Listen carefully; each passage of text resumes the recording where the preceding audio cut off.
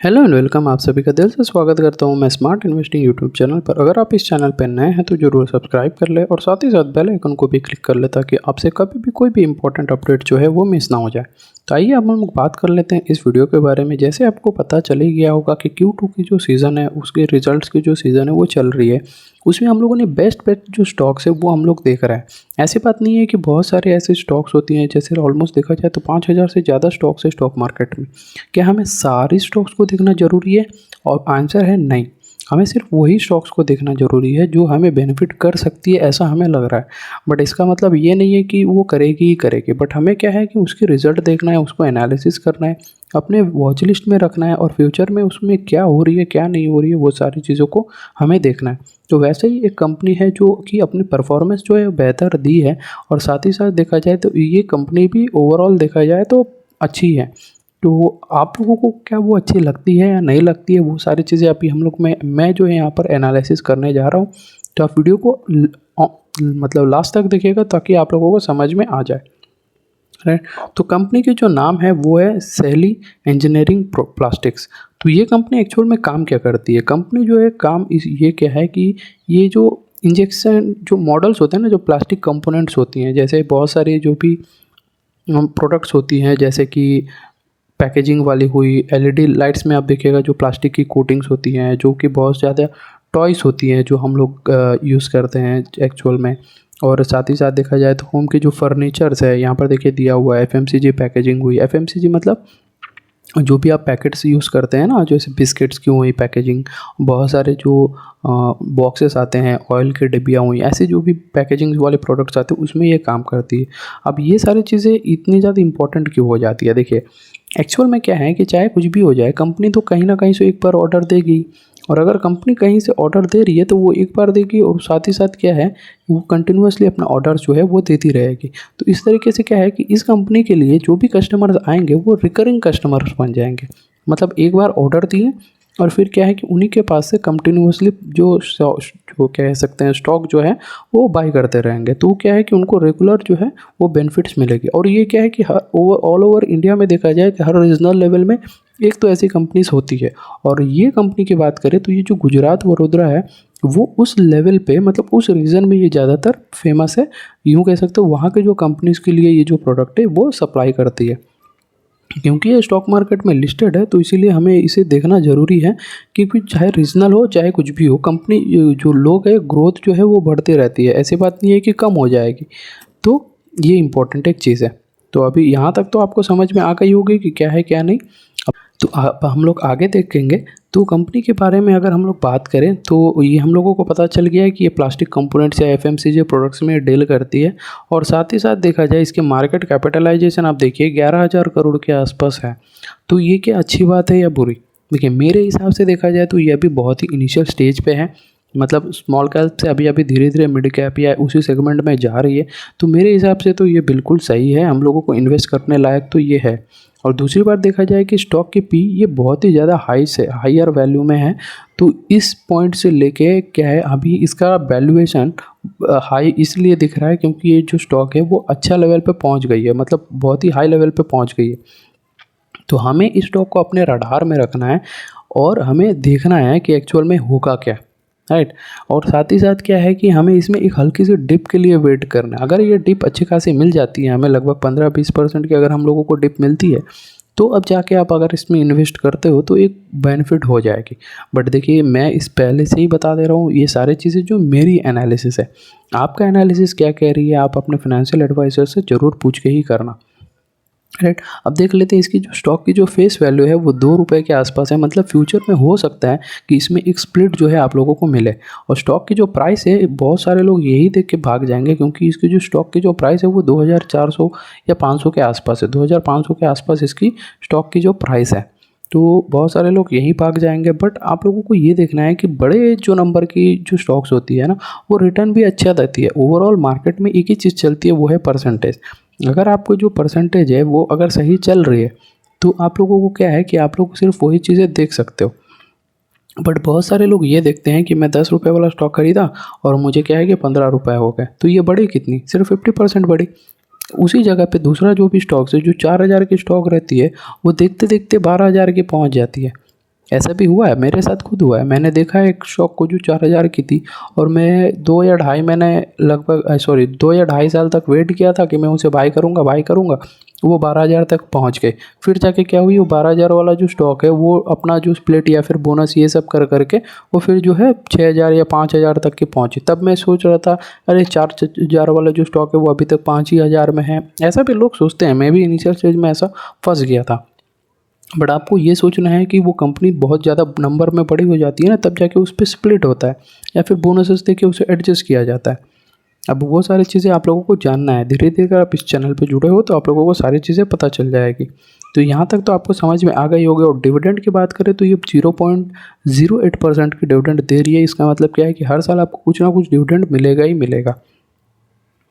देखिए, dividend guarantee नहीं होती है, बट हाँ ज़रूरी तो होती है। बहुत सारे लोग उसके बेसिस पे ही करते हैं। बट देखिए, टॉप जो डिविडेंड प्रोडक्ट्स हैं उसके बारे में मैं अलग से एक वीडियो बना दूंगा, तो चाहे तो आप लोग वैसी एक स्टॉक्स में आप इन्वेस्ट कर सकते हो।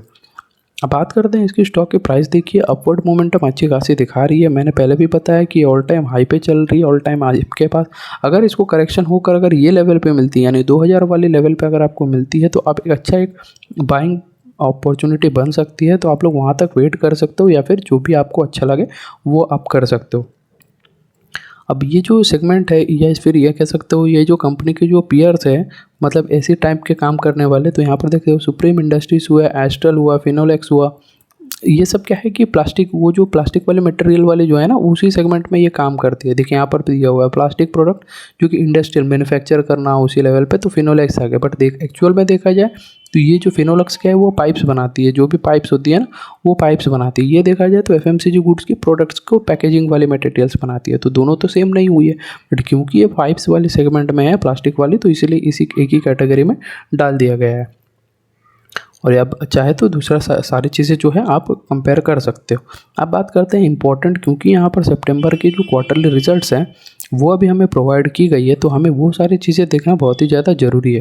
ठीक है, कंपनी इनिशियल से देखिएगा आप 161, 136, 134, 157, 58, 58, 71, 79, 92, 98, 218, 247, 257। आप देख रहे हैं कितने, मतलब कहते हैं ना जो छोटे छोटे कदम डाल के आगे बढ़ना, तो वैसे ही ये कंपनी धीरे धीरे करके अपनी जो सेल्स है वो बढ़ रही है। अब ये एक बहुत सारे लोगों को ये लग रहा हो कि क्या यार इतना स्लो ग्रोथ है, ये तो इन्फ्लेशन को भी बीट नहीं कर रही है, ऐसा है वैसा है, बहुत सारे लोग सोच रहे होंगे। बट आपको ये देखना है कि कंपनी ग्रो तो कर रही है। अभी इसकी पेस जो है वो 100 है। अगर 100 के ऊपर आप लोगों को 10% की बेनिफिट मिलती है, तो आप समझ लीजिए कि उसकी जो ग्रोथ है वो सिर्फ और सिर्फ 10 रुपीज़ की हुई। तो अभी इसकी वैल्यूएशन कितनी हो गई, 110 हो गई। अब वहीं आप सोचिए कि कोई स्टॉक है या फिर कोई कंपनी है जो उसकी जो पिछले जो सेल्स है वो 1,000 की है, उसमें भी सिर्फ 10% की ही हुई है। बट वो हो गई कितनी, 100 पॉइंट्स की। मतलब जितनी पिछली कंपनी की जो इनिशियल थी वो अभी इसकी प्रॉफिट में दिख रही है।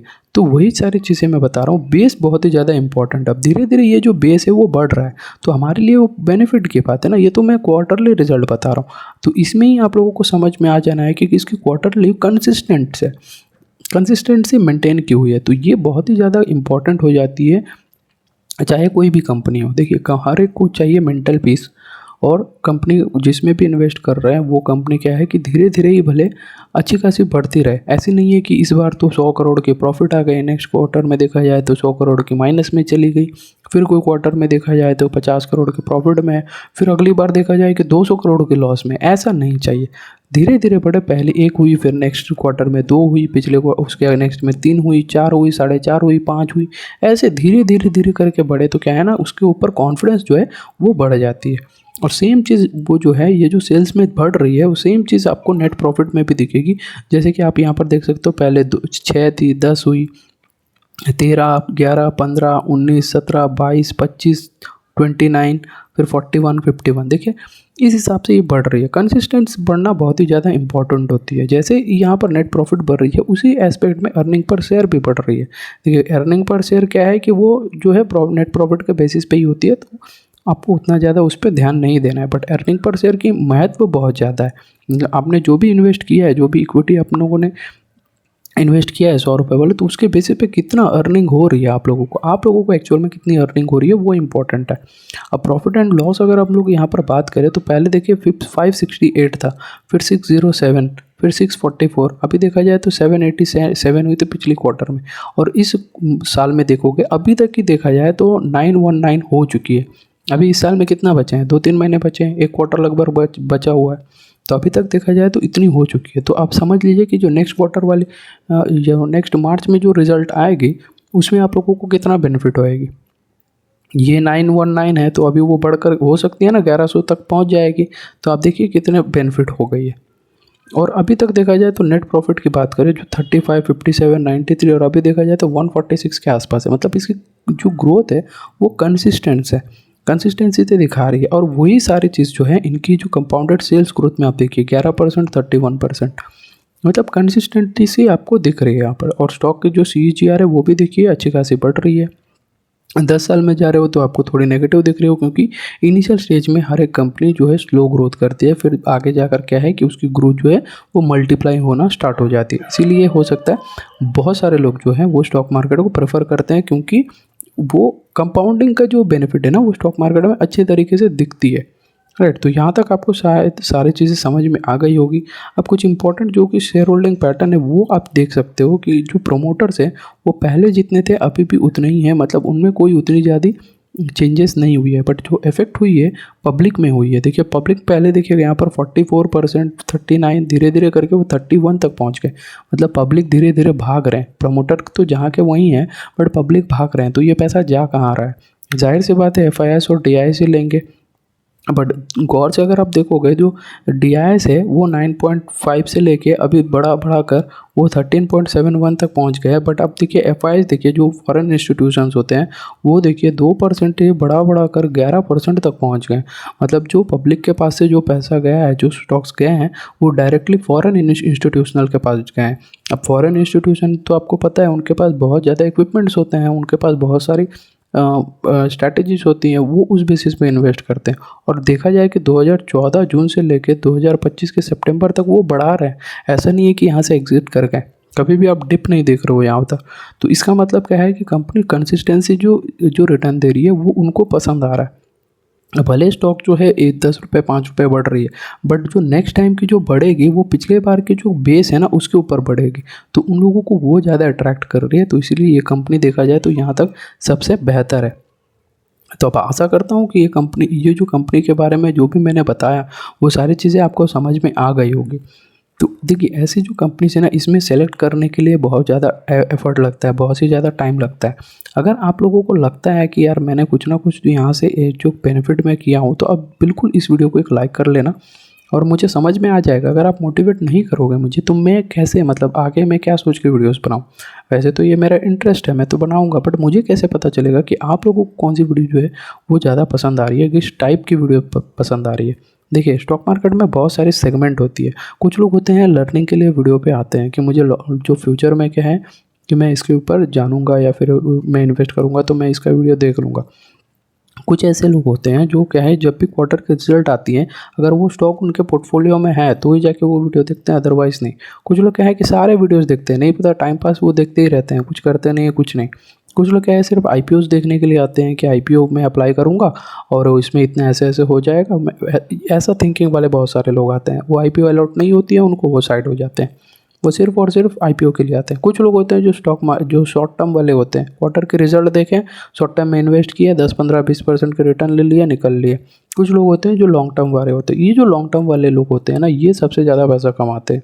अभी तक के रूल है और रिकॉर्ड है, सबसे ज़्यादा जो पैसा है ये लॉन्ग टर्म वाले खरीदते हैं, क्योंकि इनको ज़्यादा जो चार्जेस नहीं देना पड़ता है। एक बार 100 रुपये की इन्वेस्ट किए जिसके ऊपर देखा जाए, मैं एक एग्जांपल देता हूँ कि कोई जो लॉन्ग टर्म वाला है वो 100 रुपये का कोई स्टॉक इन्वेस्ट किया है जिसके ऊपर उसने 5 रुपये की चार्जेस दे दी, और वो जो है वो स्टॉक जो है वो 500 रुपये हुई, वो तब जाके मतलब 5 टाइम्स हो गई, उसको 400% किया, 500% की रिटर्न मिल गई, तब वो सेल कर दिया। जब सेल किया तो उसको सिर्फ क्या है कि 50 रुपये की चार्जेस लगी। तो ओवरऑल चार्जेस देखा जाए तो 5 और 50, 55 रुपीज़ की उसको चार्जेस लगी। बेनिफिट कितनी की हुई, 400 की हुई, राइट। बट बहुत सारे जो शॉर्ट टर्म वाले होते हैं वो क्या इन्वेस्ट करते हैं 100 के आसपास, जिसमें वो लोग 5 रुपये की जो प्राइस है वो पे करते हैं।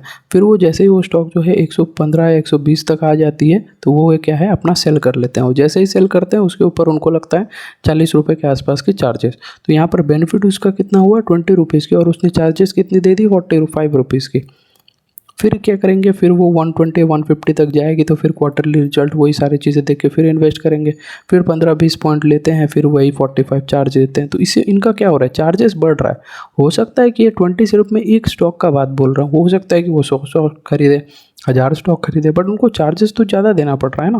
बट आप देखोगे तो आप क्या है कि आप एक ही बार में इन्वेस्ट किए हो अच्छा खासा जो भी देख के, और लॉन्ग टर्म के लिए वेट किए हो। जैसे ये लॉन्ग टर्म में अच्छा बेनिफिट हो गया, जब भी आपको लगा कि हाँ जो भी मैंने सोच के रखा था कि ये 5 टाइम्स हो जाएगा 4 टाइम्स हो जाएगा तब मैं इसको निकालूंगा, तो वो आपके टारगेट अचीव हो गई, आप लोगों ने इसको पूरी तरीके से सेल करके निकाल दिया। या फिर बहुत सारे लोगों को जो है निकालने का मतलब पैसा निकालने का भी जो स्ट्रेटजी है वो भी होती है, क्योंकि वो पहले 50% कुछ लोग निकालते हैं, कुछ लोग जो भी उन्होंने कैपिटल इन्वेस्ट किया था उतना ही अमाउंट का वो निकाल लेते हैं, उसके ऊपर 12-15% जो भी रिटर्न वो लोग सोचते हैं उसके बेसिस पे निकाल देते हैं, बाकी पैसा छोड़ देते हैं। इस तरीके का होता है। तो आशा करता हूँ कि ये सारी चीज़ें आपको समझ में आई है।